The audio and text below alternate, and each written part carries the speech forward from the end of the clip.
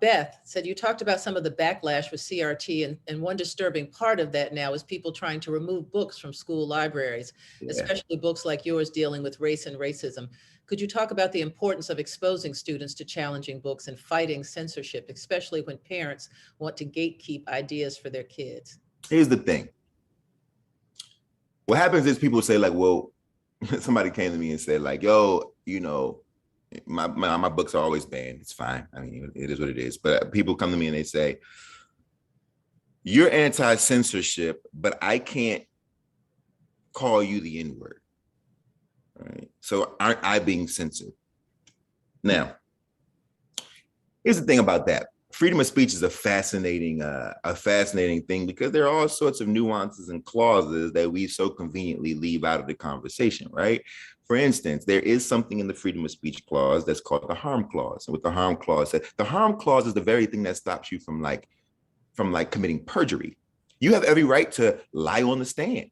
The reason why it's illegal is because of the harm clause, this idea that your speech in this moment is intentionally going to cause harm or some sort of disruption in this space, right? Negative disruption in this space, which could be violent, which could cause physical harm, whatever it is, right? Which is why racial slurs are, you know, like why that's a little more complicated. What books are meant to do is to basically serve as a space for discourse. It's not supposed to be a thing this is not a dart I'm throwing at you. This is not an arrow, right? A racial slur is you shooting an arrow at me. A book is saying, I am going to enter this into the space for us to have discourse, for us to sort of have different perspective and conversation. And this is what I think, and this is what you think, and this is that's what the point is. It's to teach us how to think. That is the purpose of literature, right? That is the difference. That's the difference. And so when people are banning these books and taking them off the shelf, what they're really doing is stripping young people of mental autonomy, right? That's the problem. And the worst part is our kids are smart. They're going to find it anyway. It's just like trying to police Facebook or the internet because you think somehow, anyway, we won't get into that. It's just so silly. It's just such a silly thing. And it breaks my heart. It breaks my heart because the places in which these books are often removed, oftentimes are places where young people may not actually have the access to get those books.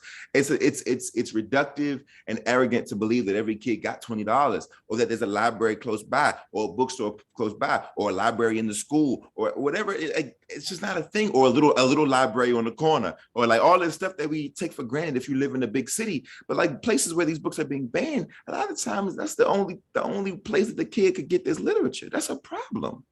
That's a problem. And so I you know, shame on the adults who do this kind of thing. It drives me mad. And the other thing, and so that we're having a more nuanced discussion, it goes both ways, right? So for instance, right, there's a conversation about whether or not To Kill a Mockingbird should be banned because it perpetuates, you know, white saviorhood. Here's the thing. First of all, look, we have to make sure that we remain in a space to exercise intellectualism. Yes. Is that book an example of white saviorhood? Yes. In context to when it was written, was that book a masterpiece? Yes. Yes. Was it a brave and courageous book? Yes. In the context in which it was written, does it hold up 50 years later? Maybe not. Thankfully, we've evolved and changed and learned more, right? Do we want it stripped and censored? No, because now the book takes on a new life and we could use it to have discourse about white saviorhood. Imagine that conversation that wouldn't have happened, you know, 50 years ago.